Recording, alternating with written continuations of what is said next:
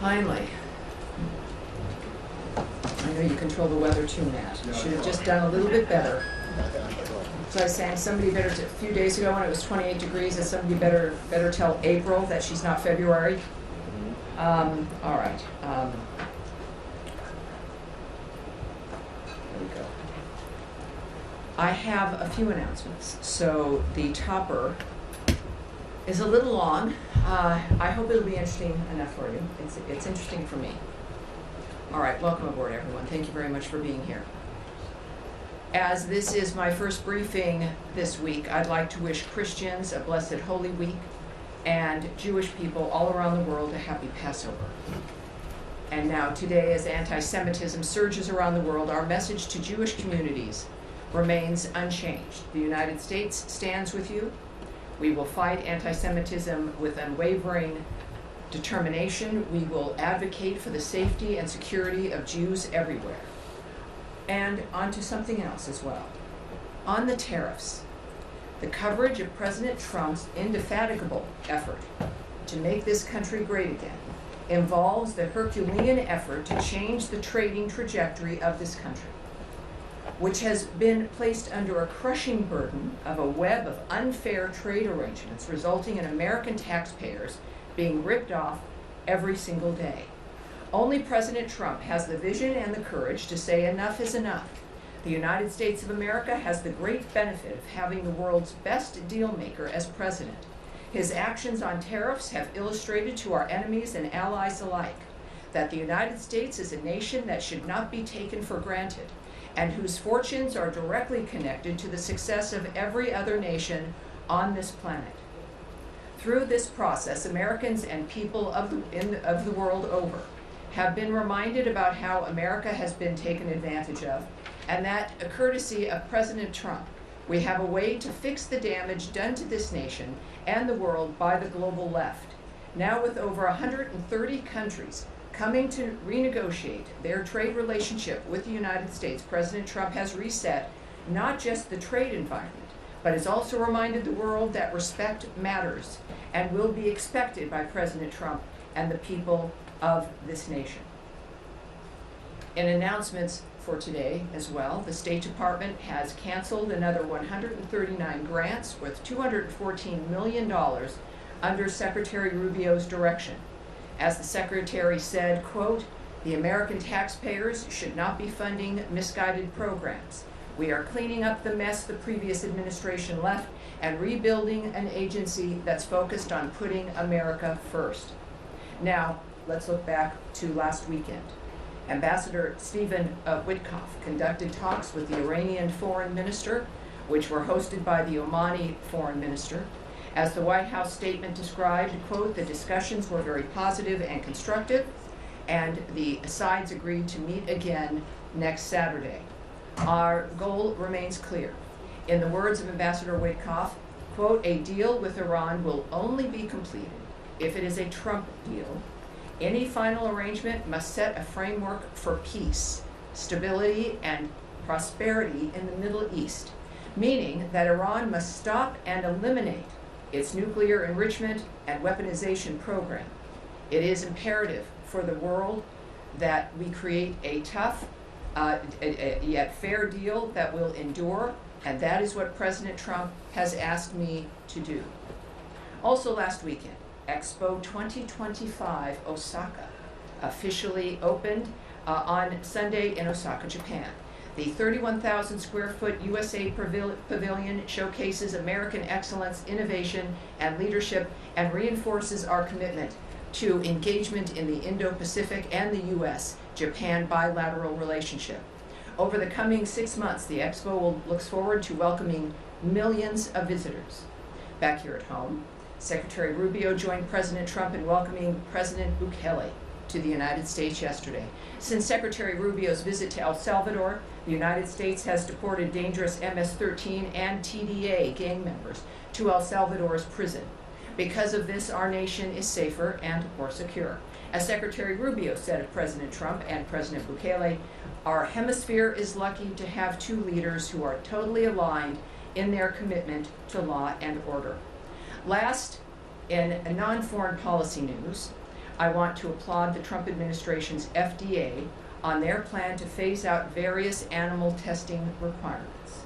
As the FDA said in their announcement, quote, "The new approach is designed to improve drug safety and accelerate the evaluation process while reducing animal experimentation, lowering research and developmental costs, and ultimately lowering drug prices." Bravo. That's my topper. All right, now to your questions. Sir, Mr. Bentley, the AP. Thank you, Tammy. Yes. I just wanted, just a point of clarification. You said that only President Trump can undo the damage done to the world, the nation and the world by the global left. I know, surprising that it comes from me, isn't it? Surprising that comes from me. This has to do with, you're talking about tariffs, right? The whole world free trade, international trade regulations, which began after the Second World War. Well, I'm yes. looking at 1, Eisenhower, 2, Nixon, Reagan, Bush, Matt, may I answer you? 1, I know. Bush 2, Yes. and I'm. Yes. I mean, Well, you know, there's something. Let me answer they you, part sir. of the global Let left? me answer you. Let me answer you. Everything that starts like world trade, there's always a good idea, right? You always have a really great plan, and things move along, and it's very good and it's very nice. And then time changes, and the left gets control of certain aspects, certain countries, certain congresses, and things begin to change, and spending begins to increase, and arrangements begin to change, and are not necessarily as good for the United States. The fact of the matter is, at this point in time, we are on an unsustainable path, a burden that is crushing. You see it in the actions that this administration has to take regarding the budget of this entire entity. This becomes an addiction. It's an addiction to other people's money. And as Margaret Thatcher noted, of course, is that the main problem with socialism, sir, the main problem with socialism is that is when you run out of other people's money. Because that eventually happens. I know that's not perhaps satisfactory for the Associated Press. But I love you anyway, Matt. I love you anyway. But your question is, at least my answer to what your statement was, is that at this point in time, President Trump is the only person that can undo the Leviathan that this trade framework became around the world, and he's doing it, and I've been watching this coverage, the pearl clutching. It's been remarkable. This is going to be one of the greatest resets of many resets that the Trump administration has implemented, and it's going to make a difference not just for the American people, but for all those countries that realize that this has to change. So it'll be better for the world over. My point was merely that, are you trying to say that all those presidents and who you just mentioned, Margaret Thatcher, I are part can't of the believe global it. left? I've just talked way too much already. I think I've answered that. Yes, sir. I think I've answered that. All right. So on the grants that you just said were canceled, I want to seg from this. Can you be more specific about what those were? The two, what was it, 139? Well, What we'll get those details. What we do know is that the secretary himself felt passionate enough about this to tweet it himself. Oh, he did? And that what I stated to you about his commentary was from his account, the secretary's tweet at 12:35 p.m. this afternoon. And I'll read it again because there's a couple more details here in the tweet. Under my direction, the State Department has canceled another 139 grants worth $214 million. The American taxpayer should not be funding misguided programs like building the migrant domestic worker-led movement in Lebanon or get the trolls out in the United Kingdom. We are cleaning up the mess the previous administration left and rebuilding an agency that's focused on putting America first. So those are two examples that the Secretary shared. There are, because I'm a mathematician, 137 more. I'm sure at some point we will, I believe that, I'll tell you what, let's see if we can find the full list. We'll move ahead accordingly. So, and that just segs into the broader budget question. You saw the reports yesterday and the day before about the OMB plans for drastic reduction in the state part, the Function 150 budget, which includes state USAID. What can you tell us about that? I can tell you that throughout the history of the United States, everyone has a budget plan. And everyone has ideas for budgets. And every president has a budget plan and sends it to Congress. And then Congress either accepts it or they have their own ideas, which happens more often than not. I can tell you that whatever you've seen in public was not released from this entity, was not released from this department. It was not released by the secretary. that there is no final plan, final budget, final dynamic. That is up to the White House and the President of the United States as they continue to work on their budget plan and what they will submit to Congress. So I would suggest that you check with the White House. But the kinds of numbers, and what we tend to see is reporting that is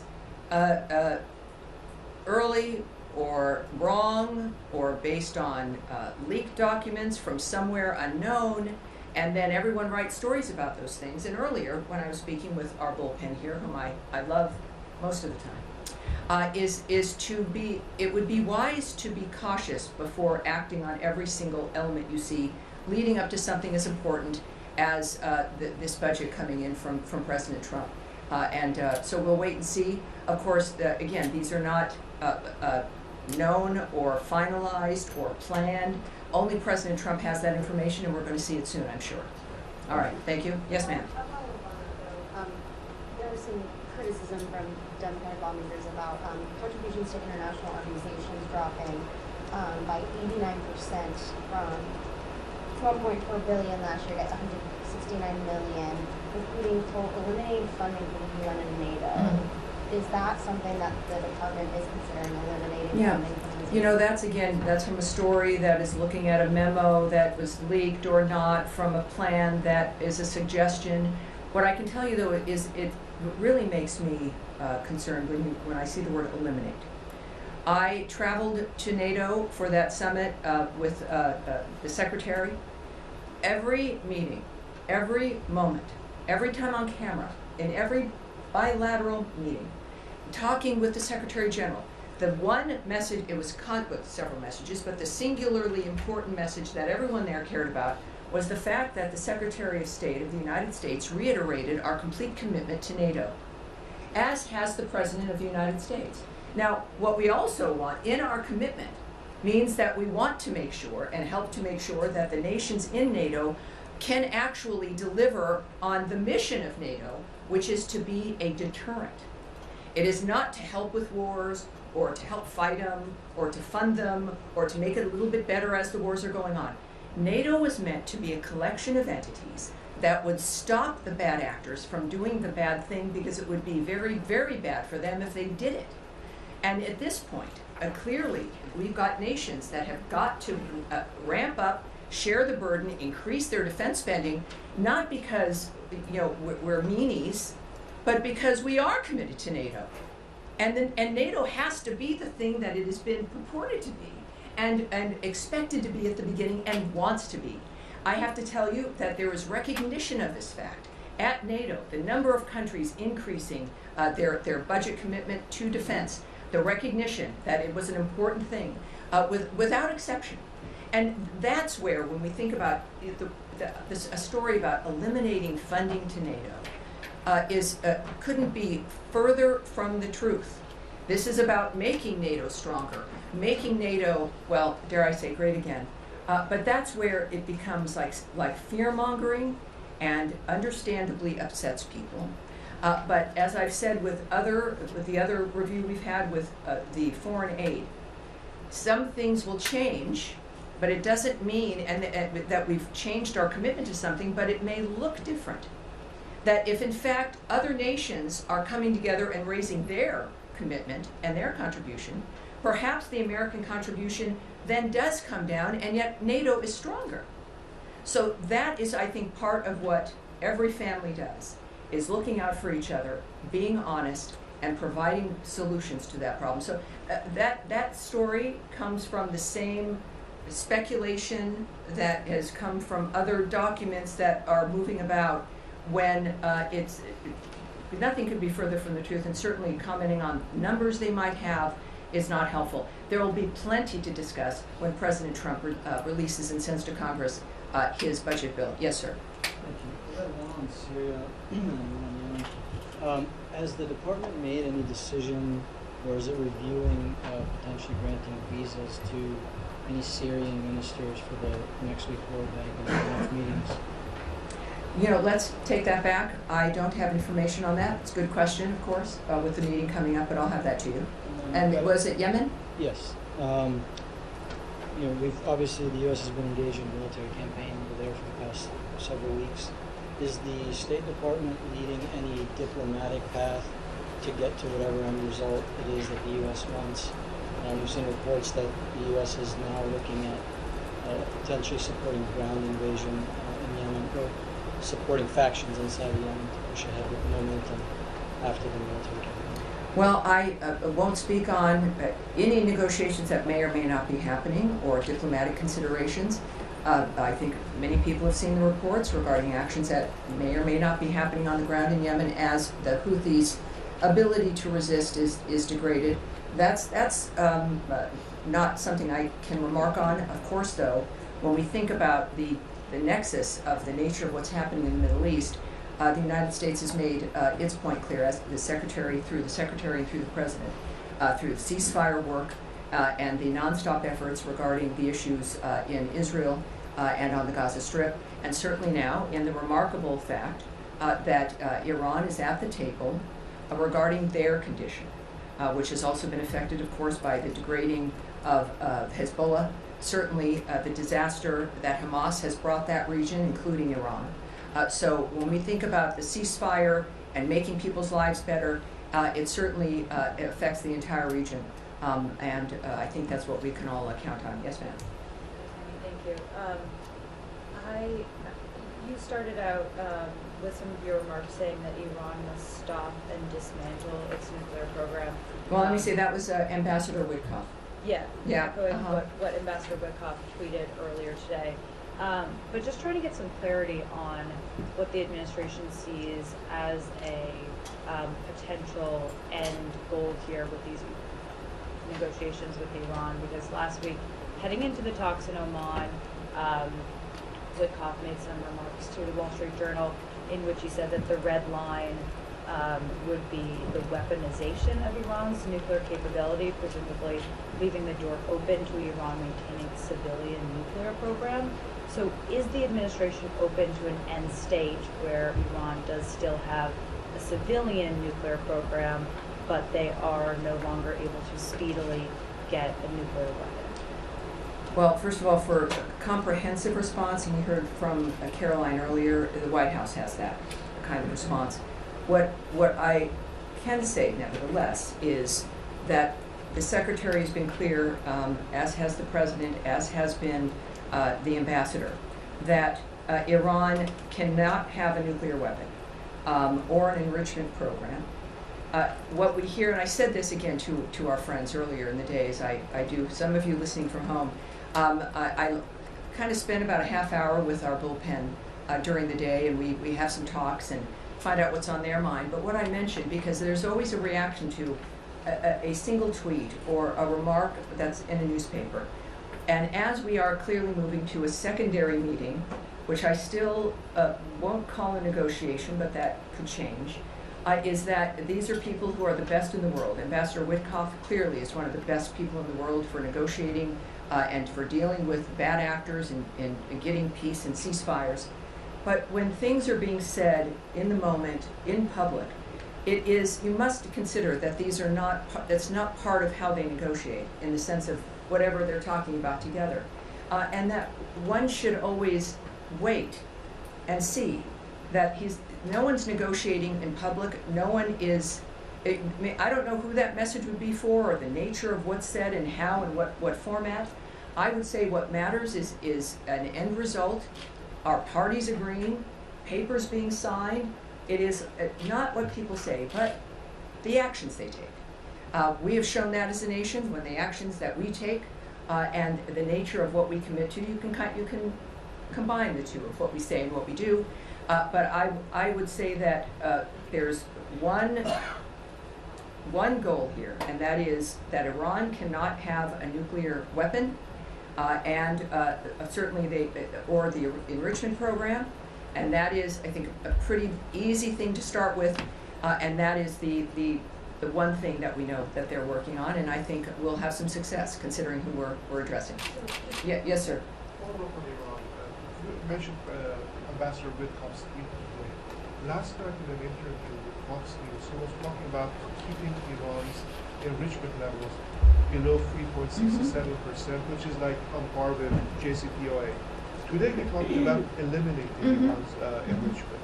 So what's the reason of this difference here? Well, if you can contact the White House, but what I just noted to you is that these are comments that are made, it could be made, by anyone in the moment of something that's happening. I would point to his comment today on Twitter, but I also, Ambassador Witkoff speaks for himself quite well, and he is a very transparent man.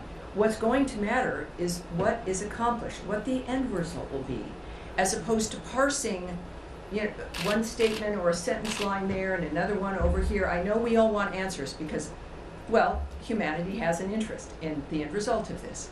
But I would just caution you in that regard, and to wait. And again, the thing that matters is what is accomplished, what the last point is. And if anyone can do that, it would be President Trump and his vision, along with Ambassador Witkoff, who's done a great job in this regard. Yes. Tammy, thanks so much. A couple questions on the Palestinian Authority. The Times of Israel reported a few days ago that Mahmoud Abbas had sent a letter to Secretary Rubio trying to open up the door to get certified that the Pay for Slave program has been ended by the Palestinian Authority. I know you're not going to comment on that correspondence, but in a broader perspective, the State Department is not exactly doling out foreign aid with any enthusiasm at the moment, and the purpose of ending the Pay for Slave would be to restart foreign aid to the Palestinian Authority. So does the State Department have any appetite at this point to start that process if the end result is no foreign aid being distributed in the end anyway? And the second question I have is just the broader bird's eye view relationship right now between the U.S. and the Palestinian Authority. Mahmoud Abbas boycotted during the first Trump term, and we've seen American officials go to Jerusalem a number of times. Historically, they made a corresponding trip to Ramallah or Bethlehem. We haven't seen that so far. So bird's eye view. I think I always try to give you the bird's eye view. But I would say that, first of all, I can't comment on if there are any negotiations or diplomatic considerations. What I do take issue with immediately is that we don't have any glee or excitement over handing out foreign aid. Our commitment to foreign aid hasn't changed. It is in our nature as Americans. It's what we do. I would argue the starting of this country was an aid package for the future. My goodness. And it certainly is also, foreign aid is not a carrot or a stick in negotiations. If it's needed, it's needed. If it isn't, it isn't. We don't use it in that fashion. So I like you very much, and I think you're a nice guy. But it's always disheartening. I don't want to be mean. I don't want to be mean. Only to Matt, I want to be mean. It's disheartening but it reminds me, and I'm glad that I'm here, to repeat, for people to not be left with that impression. That it's not like, we got to get foreign aid. It would be great if nobody needed foreign aid. But we know that we are a country with incredible resources. We know that.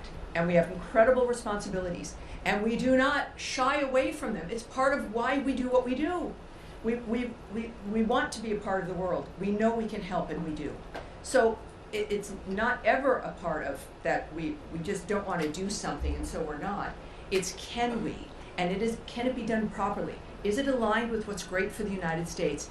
And mostly also, certainly it is not used as a weapon. And I just want to say that as strongly as I possibly can.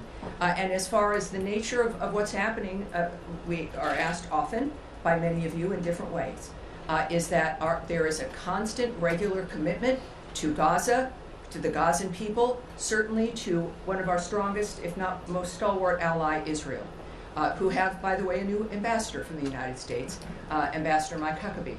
So we're very excited about the future. We are working constantly to have a ceasefire and to change the trajectory on the ground. That has not stopped. Yes, sir. Yes, sir. Thank you, Tammy. No, please. Meanwhile, in Bangladesh, there are so many reports, like the New York Times also before 2 weeks reported the alarming rise of Islamist terrorists, Islamist extremism in Bangladesh under the Yunus-backed regime, including protesters openly displaying Osama bin Laden's images, even Nazi symbols picture like this from Dhaka, yes, and targeting American brands like KFC, Coca-Cola with anti-Semitic rhetoric allegedly incited by figures All right. like advisors of interim government Right. Of Bangladesh. Sir, I've heard you, and I know and I appreciate your passion. And Bangladesh is a country with certain issues. They are also a country that we've talked about often, certainly with questions from the crew here. So for a specific dynamic, I'm going to have us take that away. What I do have is something I want to mention regarding Bangladesh, which is that there's been an arrest of a UK MP, Tulip Sadiq. This from the Bangladeshi courts have issued that arrest. It is, of course, all of this, and what you're discussing, even protests, etc., are a matter for the Bangladesh authorities to handle. And, of course, talking with them matters a great deal as well. So ultimately, the future of Bangladesh is going to be decided by the Bangladeshi people. They're facing what you've been describing for some, and in others that, of course, we've seen the reports as well. And, elections matter. We know, I don't want it to sound trite here, but it's true. Democracy matters, and actions by people matter to confront issues that might, in fact, as we've seen over the last 20, 25 years, destroy their lives. It's pretty clear what the choices are for many nations on this planet. So thank you, sir. Yes, sir, with the beard. Thanks, Tammy. I wanted to ask about negotiations with Russia. Has there been any discussion of sanctions relief, and has the White House asked the State Department to draw up any list of sanctions that could be removed? I won't speak to any discussion between the White House, certainly, and the State Department, Secretary Rubio, and any other leader here. What I can say is a reminder that what was clear from the beginning, there would be no negotiations, no decisions, no arrangements until after the carnage has stopped.